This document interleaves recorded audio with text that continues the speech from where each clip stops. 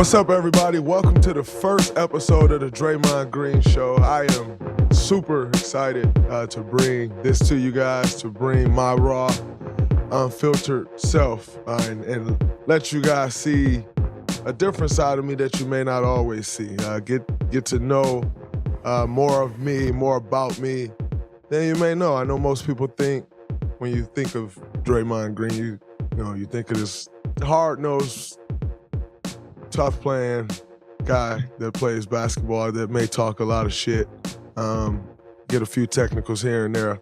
But newsflash, I'm a little more interested and a little deeper than that. So this will be fun. There'll be a lot of fun segments. You will have some very interesting people coming onto the show, whether it's basketball players, football players, maybe some football coaches, some basketball coaches, possibly some GMs.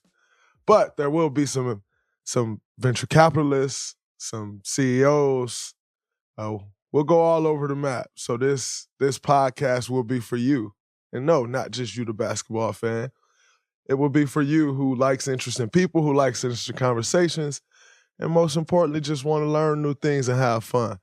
This week, my guest will be coach of Michigan State Spartans football team, Coach Mel Tucker. I am extremely excited about having Coach Tucker on the show. Obviously, my Spartans are rolling. Coach Tucker's come in. He's taking our program back to where it needs to be and also the new heights. So I'm excited about that. And, of course, I'd be remiss if I didn't talk last night's game. The Golden State Warriors versus the Brooklyn Nets. Hell of a game, hell of an atmosphere. Super fun, man. Somebody the other day was trying to build this game up. It's like, man, this is y'all first game playing KD under normal circumstances. Like, get the hell out of here, man. Like, is this the new storyline now? It's normal circumstances. Last year, it was KD's first time back to the Bay, but there were no fans. So it's always some build up. But nonetheless, when you're playing against a brother, a guy who has shared in the successes that we've had as an organization, a guy who was as important as anybody in our quest to 2 championships.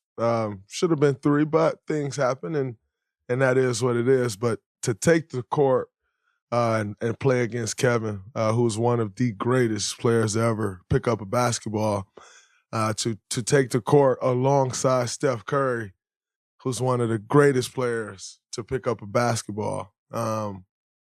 James Harden, one of the greatest players to dribble a basketball. And then myself, as you know, the greatest defender to grace a basketball court. It was fun. It was a lot of fun, and obviously we got the win. I thought, interesting enough, I thought we could have done a lot of things better. I thought we had 22 turnovers. We could have done that a lot better. We put those guys on the foul line a lot, especially in the first half. First quarter, I think they shot 11 free throws. And our goal is to keep teams at 20 or below. So we're already over halfway there through the first quarter. You got James getting into the tee for our defense, getting fouled. Kevin's always tough to guard. And then Bruce Brown was getting off. And one thing we said at halftime is James Harden is going to get off. Kevin Durant's going to do what he does. It's just the nature of the game we play. When you have a great scorer, it's hard to just completely shut those guys down. Now you have your nights and you can also make them take tough shots, but just to lock those guys down, it's tough to do. We had James with 16 points at half. No, Kevin was 16 and a half, James with 14. And then we had Bruce Brown with 14. And those are the ones you can't survive. So out of their, 58 points they had at halftime, that's 3 guys with 44 of them. So we needed to take Bruce Brown out of the game. And coming out in that second half, we did that. We took Bruce Brown out the game. And then we also were able to make it tough on James and Kevin, which isn't always possible. But our defense has been incredible. I think our defense has been great all year. It's the reason we had the number 1 defense in the NBA. It's the reason we are 12-2, because our team is built on our defense. And that really showed up there in that third quarter last night. And, we went on a run to start the quarter. We went up 13 points. Then we end up with Wiggins and Steph with 4 fouls. And the game could have shifted there. I think that was kind of the moment where everybody's like, oh, man, you got Wiggins off the court, you got Steph off the court, they're up 13 points, here comes Brooklyn run. And it went the opposite way. I think we took that 13-point lead and made it a 22-point lead. And it was great. I thought Looney's defense was incredible during that stretch. Gary Payton's defense was incredible during that stretch. My goal was to anchor our defense and try to be incredible during that stretch. I was able to make Kevin take some tough shots. D. Lee was all over the court during that stretch. And Jordan Poole was active on the defensive end, but even more importantly, we ran our offense through him. With Steph and Wiggins out, that was important. And it's very important for a young guy who's just kind of coming into his own, who that's really his, like, one of few big games that he's played in the NBA due to the lack of success we've seen over the past 2 years. He stepped up in that moment. He took great shots, didn't make all of them, which is basketball and it happens, but he took great shots. We were able to get good things on the offensive end, and we were able to take our lead to 22 points. And that was kind of it. I don't think their guys came back in after that point, or maybe they had a few guys in to start the fourth quarter, and then they kind of pulled the plug at the 9-minute mark. And I was shocked because, when you have a scorer like Kevin Durant, a scorer like James Harden, I personally feel like you always have a chance. And so I was a little shocked, but yet in understanding the landscape of the NBA, they have a rolling Cleveland team coming in today. And you're down 22 points. You expend a ton of energy in that fourth quarter trying to make a comeback. What if you fall short? If you do fall short and you have a tough, young, confident Cleveland team coming in the next day and you're running on fumes, now you're risking losing 2 games. And so I definitely do understand the logic behind Steve Nash, the consultant, who's now the head coach, pulling the plug and just moving on to the next day. Because, that's the NBA. You got 82 games. Every game won't be your day. I mean, obviously being on a team that was 73-9, it may feel like every day was our day, and yet there were still 9 times that it wasn't. And maybe another 10 times that we just were able to squeak games out, not more. And so every day won't be your day. So I do understand Steve Nash pulling the plug and just moving on to the next day, which is today, and those guys take on a young, hungry Cleveland team that we actually take on tomorrow in a back-to-back in Cleveland. So it was an incredible game. I was really proud of the way our guys stepped up in that moment. That was, a lot of people been talking a ton of shit, like, oh, their schedule's weak and they haven't played anybody, and that's why their record is this and that. And, I thought that was much of a statement game as a regular season game can be. No statements are truly made in the regular season because none of the shit matters once you get to the playoffs. But if there was a statement game, or if there is a such thing as a statement game in the regular season, I thought that was one, just because of the noise surrounding coming here to Brooklyn, playing against Kevin and James, which is always tough. Young team, coming off a loss, coming from Charlotte, and having to bounce back from that, starting a road trip with a loss. I thought it was really, really, really a huge step in the right direction for our young team.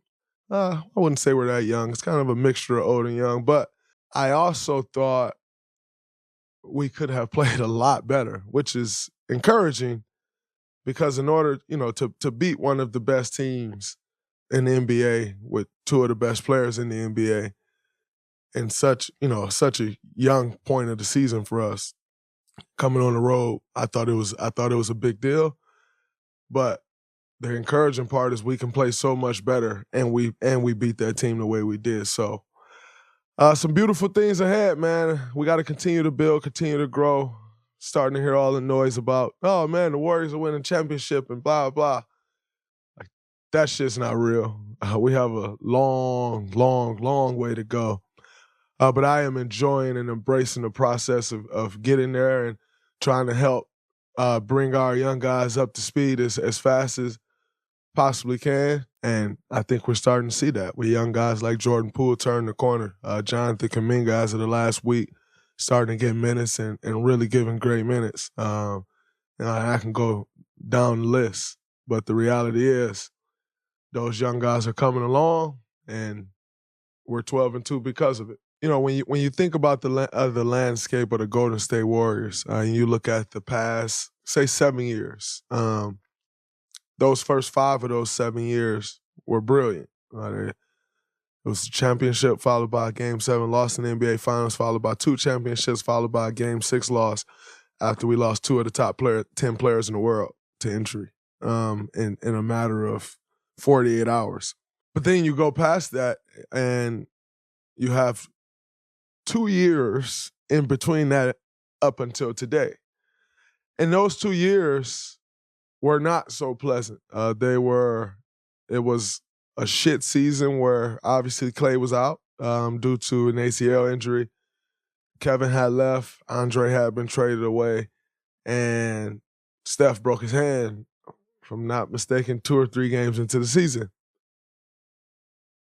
It's funny because I was looking at, Steph showed me a clip the other day of a lineup that I was on the court with that year. In film, it was myself at the point, Glenn Robinson III at 2, Eric Pascal at the 3, Amari Spellman at the 4, and Willie Cauley-Stein at the 5.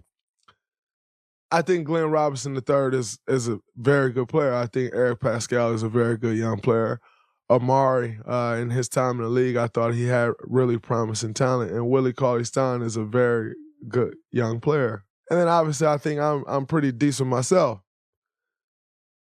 None of those pieces fit though. And yet you would see lineups like that all the time. That's just what we had to roll with. And during those times, a lot of fucking people wrote us off. The dynasty's over. Draymond's washed. He can't do this. He can't do that. Steph Curry has no help. He can't carry a team. He always need help from. He needed help from Kevin Durant. Blah blah blah. He can't carry a team. Klay's washed. He's this, that, and the other. They'll never be the same. Steve Kerr can't coach. Bob Myers is a terrible GM. You go down the list, and the disrespect. It's unbelievable. I mean, you have to know the disrespect is unbelievable by the way Klay keeps speaking out on it. Klay doesn't talk about any fucking thing. Klay doesn't even fucking talk. And yet, this guy keeps fucking going insane about the lack of respect that we are getting as an organization, that we are getting as a dynasty. He just keeps going apeshit about it. But I get it, because everyone wrote us off. And yet, here we are 2 years later, sitting in first place in the NBA. And hey, man, it's a lot of basketball left to be played. Like, I'm not going to sit here and act like, man, we're sitting in first place at game 60. Like, it's game 15. Let's not get ahead of ourselves. But as a champion, I know what it takes to be a champion. So I'm not worried about getting ahead of myself, because I know how hard it is to win a championship. But what I do know is we have a damn good team. And we will continue to grow. We will get Klay back. We will get Wiseman back. And those are 2 more important pieces to what we're trying to rebuild here. And I think it can and will be really special. But all the fucking doubt over the last couple years. It's funny, I called my fiance late last night and I was talking to her about all the doubt and just like all the shit. And she said some good things to me. It was actually beautiful to hear. But the doubt has been insane over the last 2 years. And to come back and be right back there at the top of the league with the good teams in the league today, with hopes of competing for a championship, it's a beautiful feeling. And I still think, we get ourselves there. We know what it takes to win. We know how to get it done. But we're a long ways away, and we got a lot of improvements to make as the course of the season goes on. But if we stay dedicated to the process of reaching, of getting the championship, dedicated to what it takes daily to win a championship, we can put ourselves in contention. And that's all you can ask for, is to give yourself a chance to be in contention. And I think if we continue to work, continue to stay committed, obviously stay healthy and get healthier, we can give ourselves a real chance. And I like that. And boy, don't let us win a fucking championship, because you got to fucking hear it from me. So those are my thoughts about the Warriors possibly competing and winning a championship. As I know, as I said before, the noise is out there, man. We all hear it now that the Warriors are going to win and blah, blah, blah. But tossing it to another guy who I think is going to win a championship, the first guy who will be an assistant coach of Coach Nick Saban to take Coach Saban down, Coach Mel Tucker. Extremely excited to have him on the show. Obviously, this is a near and dear one to my heart. I think it's very well documented, my love and affinity for my alma mater, Michigan State University. I couldn't be more proud and thrilled to have Coach Tucker on this show for the first episode in such a huge week. We got Ohio State this week, which I'll be at the game, and I am fucking pumped about. Go support my Spartans. The Heisman of 2021. They say candidate. I say the Heisman. Kenneth Walker, the Biletnikoff winner of 2021. Jaden Reed. Peyton Thorne continues to grow as a quarterback. I am looking forward to him being the next great quarterback out of Michigan State. We all saw Kirk Cousins do it and what he's doing. And here we are. Coach Tucker done built this thing up. So tossing it over to Coach Tucker. Welcome to the first episode of the Draymond Green Show. Coach Tucker, what's up, man? How you doing? Draymond, I'm doing great, man. Thanks for having me, man. I can't complain. How you doing, brother? I am fantastic. I am incredible. I appreciate you coming on here. Obviously, you know my Spartan blood run deep, as yours do as well. And you've brought that energy back to the program, which we're all excited to see and extremely appreciative. How are you feeling so far about this season? I know we all see it from one perspective and we're excited, but, coaches sometimes can have a different perspective. So how are you feeling about it? You know what? I feel like we're moving in the right direction. I really like this team. They're a fun group to coach. They play extremely hard. They play for each other. They play with toughness, mental and physical toughness. Got a great staff here to work with. It's not a one-man show over here. And, we're building something special. And, it's a process. We shifted the culture. We're cementing the culture right now, every day.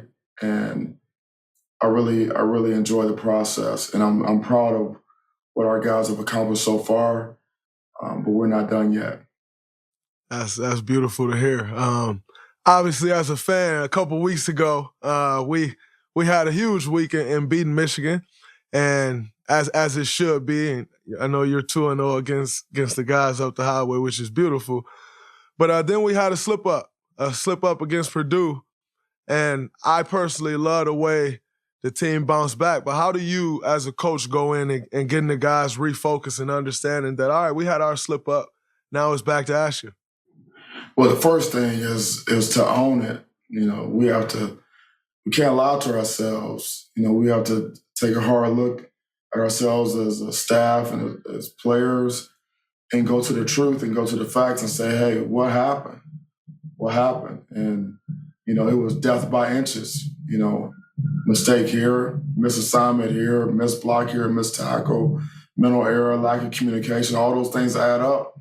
And you can't beat good teams. You can't win road games. You can't do that when you beat yourself. The margins are too slim. And so we went to the truth. We were honest with ourselves, and we learned our lessons. And then we went back to work.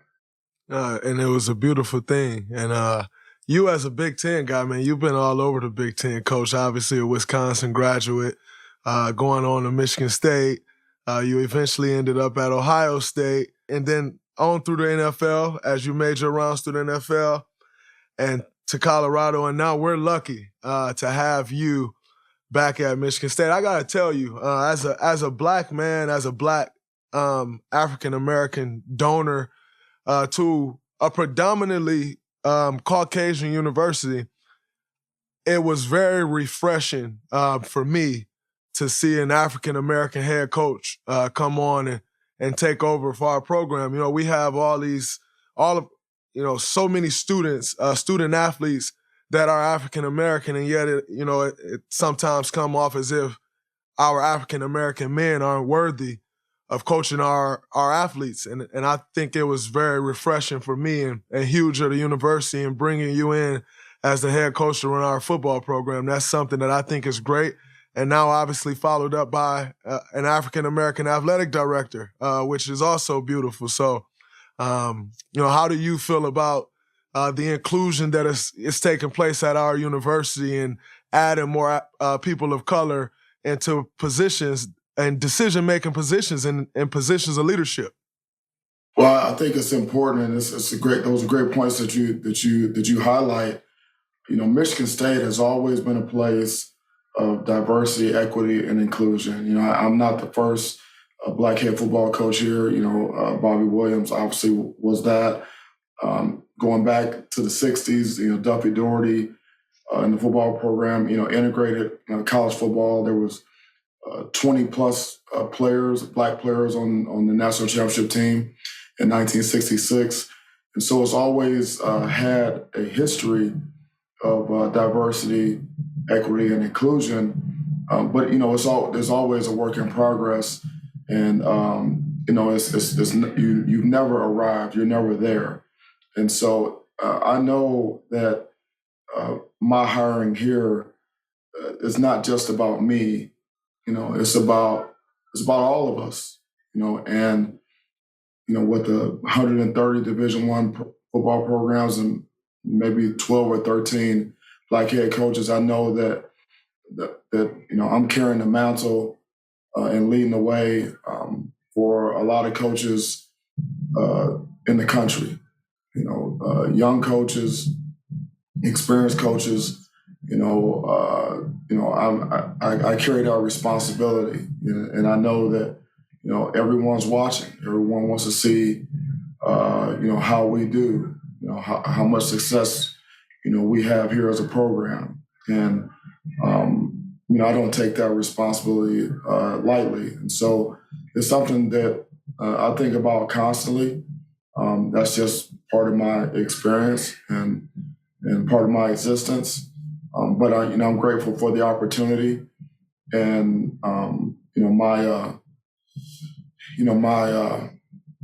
my desire would be that more African American coaches, men and women, will get opportunities to be head coaches in the major college level, at all levels, and also in the professional ranks. Speaking of men and women getting the opportunity, we just saw Dawn Staley get an incredible contract extension, which is well-deserved. Extremely happy for her. I had the opportunity to spend some time with her this summer at Olympics because we were trapped into this hotel, couldn't go anywhere, and she's incredible. So I was extremely happy to hear that. I am also extremely happy to hear rumblings that Tuck no longer coming, Tuck staying. and I heard some rumblings last week, and that kind of put me on alert. And now there's some reports coming out that you're here to stay and you'll be with us for a long time. Well, that's my goal.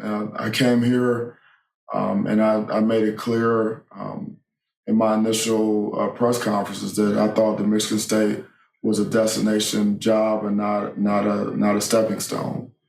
And obviously, I have Big Ten roots. I played at Wisconsin. I'm from Cleveland, Ohio. My parents are 3 hours and 15 minutes away. My wife is from Chicago. And I know the Big Ten landscape. This is where I started my career in 1997 as a graduate assistant for Nick Saban. So Michigan State's a special place for me. And so there was never my intention to come here and just pass through. I believe that we're building something special here. And I've had tremendous support here to do that, and we're on the right track. And it's beautiful to see. I also noticed when you took over the job that you brought some former players back. And I personally think that's beautiful. Because I think it's important in keeping that culture. You know, it's important that guys embody Michigan State. And so I thought that was a beautiful thing. Can you share with the world how many former players that you brought back onto the staff and how important that it is to you to have those guys? Well, shoot, I got it's very important because Spartan Dogs those are the guys who built this program, and if it weren't for them, it'd be no me. And so Courtney Hawkins is here as coaching our wide receivers. He was at Flint Beecher High School and was head coach and athletic director there. He was a great player here at Michigan State, an All-American, played in the NFL, great leader of men. Harlan Barnett was here previously. We were able to get him back after his stint with Florida State. He's coaching our defensive backs again. Great player here, great leader, great family man, just a great role model. We also have Kevin Bickerson here on our support staff, working on the defensive side of the ball. We got Lorenzo Guest, who was on football scholarship, but also played basketball here. When I was here in '97 and '98, he's in our weight room. He just finished his PhD. Darren Harris is it's amazing. I mean, these great Spartans. Darren Harris is our director of player engagement. He was a captain on the Rose Bowl team not too long ago, and so and I'm sure there are going to be many more. As many former players that we can get back here. We're going to do that in whatever role that we can find. I think it's important, and those guys, they bleed green and white. Mm-hmm. I mean, it was blood, sweat, and tears. I mean, they were here, they lived it on the campus, going to class. They've done what our current players are doing right now. So they who better to show them the way, to be examples, to be role models, to help lead these guys and help show them the path to success. And I have a lot of respect for all of our former players, all of our Spartan Dogs. No, that's beautiful. As a former player, I say thank you to just to see guys. I was in school with Darren. We spent a ton of time together. Obviously, Benny Fowler, Jarrell Worthy, those guys, Denzel Drone, like that with those guys. So I spent a bunch of time around football players, and it's special to see guys coming back and Austin Thornton going back to the basketball team. Mm-hmm. I'd be remiss if Coach Izzo didn't come up and you and I talking. I see you guys are building a real strong relationship as someone who is a friend to me, a brother to me, a father figure to me, a coach and a mentor. I am extremely appreciative of that relationship. How is that relationship growing with y'all, but also has grown since the time you come to Michigan, back to Michigan State? I'll tell you what, man, Coach Izzo he's the best. He's the best, and I can see why all of his former players, his current players, why they love him to death, and will run through a wall for him, because he'll run through a wall for you. That's the type of guy. He's real. Everything is black and white. There's no gray. And if he tells you something, you can take it to the bank. And he was here when I was a graduate assistant. He had just been recently named the head coach, and he was in the process of building the program. And so I remember it was Cleaves and Mo Pete and Bell and Antonio Smith and all those guys. And there was always a very close relationship with the football program and the basketball program, and it was Coach Saban was really close with Coach Izzo. They had known each other for a long time, and it's very special that the football team and the men's basketball team here, it's like a family. I mean, it's something that you don't normally see. and there's no animosity between the programs and between the coaches, which is a beautiful thing. And so when I was presented with this opportunity here at Michigan State, one of the things that I wanted to know, one of the first things I wanted to know was how did Coach Izzo feel about me? That's what I wanted to know. Like, where's Iz on this? And I got a call from him. I got a call from him, and he said that he was looking forward to working with me, he wanted me to be a Spartan and things like that, and that went a long way with me because he's been here 30 plus years, and he bleeds green and white, and the greatness of Michigan State athletics, a lot of it is due to him and what he's done and what he continues to do on a day-to-day basis. And he's not just the head basketball coach. I mean, he's an ambassador for the university. He cares about all the sports, all the other coaches in the athletic department. I mean, all the donors. I mean, he is everything to all people. And so, as it's coming in the door, he's been a tremendous asset to me. He's been a friend. He's counseled me. He's supported me. He's helped introduce me to donors. And we talk about football. We talk about basketball. We talk about toughness. We talk about practice. We talk about all those things. Former players, family. I mean, it's not a day that goes by that I don't talk to him or we don't text back and forth.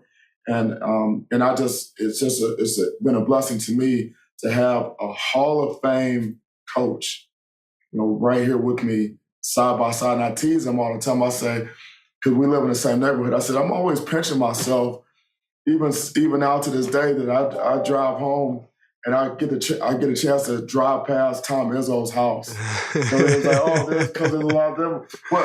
What more could you ask for? Life is good, right? Absolutely, life is great. Man, I definitely if there's anyone that understands him and that relationship, I do, because it's been, he always say to me, Draymond, you've done so much for me, but the reality is he's done so much for me and teaching me what it was to work hard. Like, I got to Michigan State, I didn't have a clue of what working hard was, like teaching me how to carry myself, holding me accountable, right. Teaching me further understanding my understanding of the game of basketball, how to watch film, like all these things that matters, and yet will still call me to this day and say, what the fuck are you doing? Right? Why are you out there benching? Blah, blah, blah, blah, blah. If I get in trouble with our general manager or our head coach, Steve Kerr, I'm getting a call from Coach Izzo. And that's what I truly appreciate about him. It's much further than just those 4 years. And it's way further than just and deeper than just the game of basketball. So I'm truly appreciative of that. And I understand, like, y'all relationship. Obviously, I don't understand from a coach's perspective, but I do have an appreciation for it. Speaking of mentors, as you said, you worked for Coach Saban at Michigan State, but you also worked for him at Alabama. And I think an incredible stat is, and I know you know the stat, and we all know it, and I have a fond appreciation for it, and I'm sure you do as well. None of his assistant coaches has beaten him. And it's funny because Steve Smith, as you know, he said, Draymond, I have a lake house on the same lake as Nick. And Nick say, Steve, ain't none of them motherfuckers gonna beat me. I'm always beat my assistant coaches. So here we are, obviously not to get too far ahead of things, but that could possibly be a matchup in the playoff. And I'm sorry, Coach Saban, but you got to go down this time, boss. I'll tell you what, coaches. I've known Coach Saban since I was a senior in high school. He recruited me when he became the head coach at Toledo. I remember getting a phone call after school one day. I picked up the phone and It was Coach Saban and said, "Hey, this is Nick Saban from the Houston Oilers." I'm like, "Houston Oilers? I'm in high school. What's the deal?" He said he just got the head job at Toledo, where my dad played football and baseball, and that's how I got to know Coach Saban, and he gave me my starting coach, and I actually coached. I was his defense basketball coach at LSU his first year there, and then I went back there with him in 2015. We won a national championship there, and so he's taught me everything. He laid the foundation for me in coaching. 3 of my first 4 years in coaching, I was with Coach Saban, and whether it goes from recruiting to player development to defensive scheme, you name it.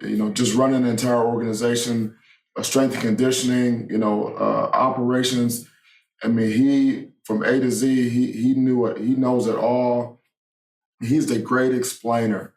That's the one thing I love. One of the things I love about Coach Saban, he's very demanding, in which he should be, and he's very detail oriented, and he has a sense of urgency. But he'll always tell you why he wants things done a certain way. Mm-hmm. He'll give you great detail and explain to you. He'll give you an example. He'll tell you a story, and he'll tell you why. So it's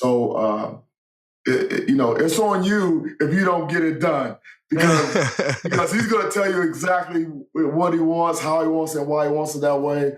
And there's a reason why he's undoubtedly the greatest coach in the game right now, and he's extremely tough to beat, whether you were assistant or not, because he's a relentless recruiter. He's a great coach, and he never slows down, and he's a fierce competitor. And it doesn't surprise me when I hear that he said that none of his assistants won't ever beat him, because he's extremely competitive, extremely, and losing is not part of his deal. No, I respect that. I had a couple more questions, and I'm gonna let you go, as I know how huge this week is, and as I want to let you go for your own personal sake, I want to let you go for my personal sake too, because Michigan State win, I win. But speaking of an important week, we got Ohio State this week. It's no secret of how big this game is, what this game means to our season. And, as an athlete, I always say, people say, what's the best feeling as an athlete? And I always say, for me, it's going on the road, winning a big game, and you can hear a fucking pencil drop when you're in that stadium. So I'm looking forward to this game. I'll be there supporting in the green and white, so I'm definitely excited about that opportunity to be there. But what do you feel we need to do as a team in order to go in there and put Ohio State down and make our way on to this playoff? Well, I'll tell you what, we have to play complementary football. We have to have our offense and our defense and our special teams clicking on all cylinders for 60 minutes, 4 quarters in the game in order to get it done. We can't leave it up to one player, one side of the ball. We have to play complementary football. We can't give them anything, so we got to play smart, mistake-free. Execution is going to be paramount. Do your job, trust your training, do your job, and count on the man next to you to do his. And it's going to be a physical game. We have to bring the physicality. We have to win the line of scrimmage on the offensive side and the defensive side, and on special teams. We have to have some momentum plays, and we got to win the field position. But it's going to take all of us. We're going to have a great plan. We're going to have a great week of preparation. And we're going to go in there and we're going to play Michigan State football. And that's rugged. It's physical. It's not necessarily French pastry. It's more meat and potatoes. But that's how we play the game. And that's what it's going to take. That's how we love it. I lied. I got 2 more questions for you, Coach. And as a former football player myself who played in the spring game, I Who saw you highlights of got? that. It was terrible, coach. It set me up for failure. Oh, man. Is there any guys on our team currently that you think, I mean, and obviously, and going out there for 2 days and playing 2 plays in the spring game, I learned so much. And just more so, how steep the learning curve is and why so many freshmen redshirt. Because the learning curve at that level is insane. The physicality at that level is insane. So take this question with a grain of salt. I don't really think anyone could go out there and do it. But do you see some guys on our team, or anybody for that sake, on our basketball team that could have made a great football player today? Man, you know what? That's a very interesting question, because when I talk to high school football coaches, one thing that always comes up is they say, I got all these guys on the basketball team that think they're gonna be NBA players, and if they would just come out here and play football, I mean, it'd be a wrap, you know. It'd be a wrap. And so, absolutely, like when I've gone over there and I've watched the basketball practices, and I see these big guys. I mean, 6'4", 6'5", 6'6", 6'8", 6'9", getting up and down the court. I mean, like just flying up and down the court, man. Changing direction, ball skills, leaping ability, explosive, initial quickness, all that. I can't help but to look out there and say, man, I wonder what that guy would look like out on the football field. And actually, when I was at Ohio State, I remember sitting we were in a staff room, in the staff meeting. We were in a recruiting meeting, and they put this film on of Akron St. V. Oh, wow. And we were watching a player, and we were like, man, who's that? We need to offer that guy. And it was LeBron James, you know.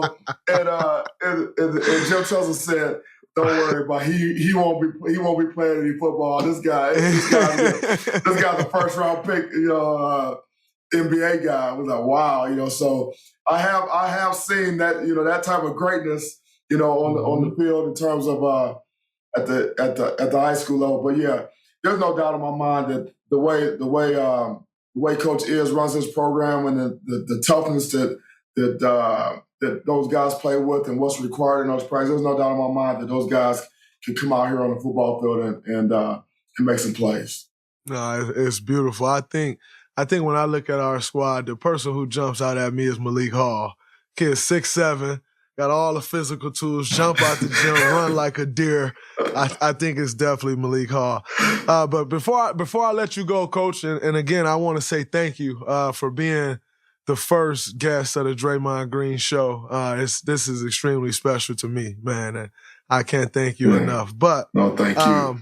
In that same spirit, I'd also be remiss if I didn't mention the 2021 Heisman candidate, who I think is the 2021 Heisman, Kenneth Walker, who is coming, transfer from Wake Forest, and he's come to Michigan State, man, and I don't know how long he'll be there with the way he's playing, but I'm going to enjoy him this year, and what he's been able to do and what he's done for our football team is incredible. I just really wanted to hear from your perspective what's making him special, and also his work ethic. Like, what's his work ethic like? Oh, man. So there's no doubt. I mean, it's obvious what his physical talents are. He's an elite athlete. But first and foremost, he is an outstanding human being. I mean, he is a great person. High character, tremendous. He's a humble guy, you know, not a real talkative guy. He's a great teammate. Just a prince of a man. When from the day he got here and he goes in that weight room, the strength coaches were going nuts. They said, man, this guy is walking in the door as one of our most explosive athletes, and he is a tireless worker. I mean, he is a grinder. He works like a guy who was a walk-on, who was just trying to get on the team. That's how he works every single day. Wow. And I mean, we're really big into the sports science and the GPS units and all that stuff. And we have to closely monitor his loads and his reps because he does not loaf. And we have to back him down. We have to monitor his reps, make sure we may say, hey, he's got 12 reps today, 18 reps today, or whatever it is, and or the rest of his walkthrough or whatever, because when he goes, he is going. And the reason why he's able to, hit a 50-yard run or 60 and not, because when he gets the ball in practice, he's taking it to the house. I mean, that's what he does. I mean, he finishes everything and he works on his pass protection. In terms of his work ethic, he is a guy that you point to and say, this is how you do it. This is the approach you need to take in the weight room. This is how you need to do. This is how you need to run. This is how you need to take care of your body. This is how you need to practice. I mean, he's that guy. So if you take a guy with a tremendous amount of talent like that, and you take a guy with very, very high character, okay, and you put an elite level work ethic with that, then what you have is you got a Heisman candidate. Absolutely. And that's what he is. And it's beautiful to see. I definitely hope he get his due. And obviously, as great as that will be for him, great for you, great for the program, great for all of us. Coach Tucker, man, again, thank you so much for coming on, being the first guest of the Draymond Green Show. I truly appreciate it. Looking forward to seeing you Saturday. Let's get it done, Coach. Yeah, well, I'm looking forward to seeing you, man. It's an honor and a pleasure to be on this first podcast with you. I'm going to add this to my resume, man. I'm going to add this to my bio in bold letters, man. But I appreciate you, man. I appreciate everything you've done for Michigan State. I know you've given back in major ways. I know you spoke to our team a couple of summers ago when we were attempting to register all our guys to vote and talked about civic engagement. You're just such a great role model for all of our student athletes here. I know Coach Izzo talks about you all the time, and you're just one of the great Spartans. We've had a lot of great ones, and you're certainly one of those. And I just appreciate you and what you mean to Michigan State, what you mean to all of our players. Who, I mean, when your name is mentioned, guys' eyes light up, man. I mean, they just because they know what you stand for. They know how hard you play. They know the toughness. They know that you care about people, and it's more than just basketball with you. So it was certainly an honor and a pleasure to come on with you today. Thank you so much. Absolutely. Thank you, Coach. For the first installment of Commissioner Dre, I am extremely excited in bringing this kind of my vantage point of how I see things, decisions that I would make if I was the commissioner. Today or yesterday, we found out some huge news. And it's huge because it is, when you touch historical monuments, it's a real thing. Like it's, people associate such great times or bad times or just times with historical things. And when you touch those things, you kind of shake shit up a bit. And so coming out of LA today, we had such huge news that Staples Center will no longer be the Staples Center, and it will be the Crypto.com Arena. Interesting. Very interesting. Because sometimes in life, and especially in sports, certain things outgrow the actual thing that sits above it. And so, for instance, the Staples Center severely outgrew the store Staples. Like, if you're anywhere in the world and you say, I'm going to Staples, and especially in LA. But if you're anywhere in the world and you say, I'm going to Staples, people are going to think you are headed to LA to go to a Lakers game at the Staples Center, to go to a concert at the Staples Center, to do something at the Staples Center. If you say, I'm going to Staples. I think another example of that was Oracle Arena, where I had the luxury of winning 3 championships or playing in that building and winning 3 championships. Most people doesn't even know what the company Oracle does. But yet if you say, oh yeah, I'm going to Oracle, they're never going to think you're going to the company headquarters or something for the company. They're going to think you're going to Oakland, California and going to the stadium that the Warriors played at. And so sometimes you have those situations happen and it fucking sucks. It sucks. It absolutely sucks when all of a sudden it comes up and there's a name change because those names grow with those places. But the reality is, for instance, the Lakers signed a 20-year deal. In 20 years, who knows if Crypto.com will be the place and there will be some other big company that can afford the name and rights. And that's where Commissioner Dre comes in at, because what's the solution? Like, again, people tie like all these memories to these places. I mean, one we can all tie to Staples is Kobe played there. You know, like Kobe played at Staples. Kobe didn't play at Crypto.com Arena. And so like just that whole thing, it's just like it really does suck. So what is the solution? It's interesting because you ask yourself, well, should these arenas be named after companies? Because they're forever changing the landscape of America and our finances and Wall Street and companies and new companies and startups and the next Facebook and all of these companies. Like it's forever constantly changing. And so we'll see more of this. This is just the latest, greatest, huge announcement that we've seen.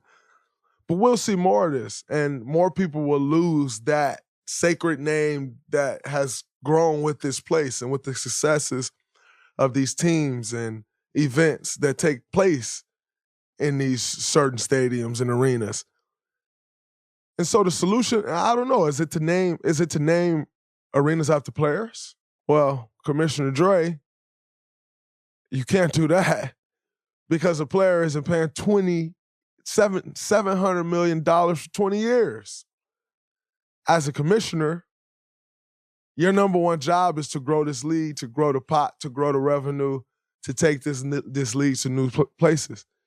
And so you're kind of faced with the task of, do we change something that's so sacred and that's become so big and like a staple, or do we stay with the name and not capitalize on $700 million of revenue? As a commissioner, you must capitalize on the $700 million of revenue, as it is nearly impossible to make up $700 million of revenue. But it's tough, and it never sits well with anyone. No one wants to say they're going to Crypto.com Arena, not because Crypto.com is bad, but because Staples is Staples. It's historic. I grew up watching Kobe and Shaq win championships at Staples. It sucks. But as commissioner, you must take the $700 million. So kudos to the Lakers and Jeannie Buss and Linda Rambis and getting a $700 million naming rights for a stadium, because it is extremely impressive. So shout out to those two women continuing to do great things with that organization. It's a beautiful thing. But as a fan, the fan in me, I step outside, I take my commissioner hat off. The fan in me, you hate to see Staples go. You hate to see the name Oracle go, because they just become so important to the makeup of these teams, to the history of these teams. You just hate to see it go. So you've heard of mean tweets. We've all seen them. We've all laughed about them. In the same vein, the guy who you know as the man who gets the technical fouls, who gets into the shit on the court, who tosses the shit on and off the court. I am going to give blind compliments. And what blind compliments will be, that will be me hearing a random name from my incredible producer, Jackson. He will pull a name out the hat, and it'll just be a random name for me. And I have to give a nice compliment to that guy. I have to just say something nice right off the top of the head. Blind compliments, bringing this to you. First episode of the Draymond Green Show. Jackson, who's our first person? In the spirit of having Mel Tucker as the first guest on the show, the first blind compliments name, Jim Harbaugh, Michigan head coach. Ew. Oh, my God. Oh, man. Jim Harbaugh, he with us. He's Michigan State's biggest ally. We love you, Jim. I love you. Keep bringing those wins to East Lansing, Jim. All right, that was pretty good. I was close to not being a compliment, but I'll let it slide. The next one, Rodney Magruder. Rodney Magruder. Rodney Magruder was a hell of a basketball player at Kansas State. And he carved out a decent NBA career for himself. I definitely didn't like what happened with our team. What was it, last year? But Rodney Magruder, I've always respected as a basketball player. Hard-nosed. He got it out the mud. So I'll always have a respect for that. Any guy who gets it out the mud. So that's my compliment for Rodney Magruder. You want one more? Absolutely. Okay. So this one, very infamous singer of the National Anthem. Some of you may have heard this rendition. Fergie. We're going Fergie. I feel terrible laughing at a legend like Fergie. Fergie's a fucking legend. A legend. Fergie is a fucking legend. That's it. She's a legend. We all miss. We all miss. But Fergie is a fucking legend. All right, I accept it. That's good. That's good. I want to thank everyone for tuning in to the first episode of the Draymond Green Show. That was a lot of fun. We'll be here every week. Make sure you click the subscribe button, the Volume Sports. Don't miss a week. You may miss a gym or 2 or 3. So I'd love to see y'all back here next week. So stay tuned in, stay locked in. Same time next week. Love you guys. Thanks for tuning in to the first episode of the Draymond Green Show. Peace.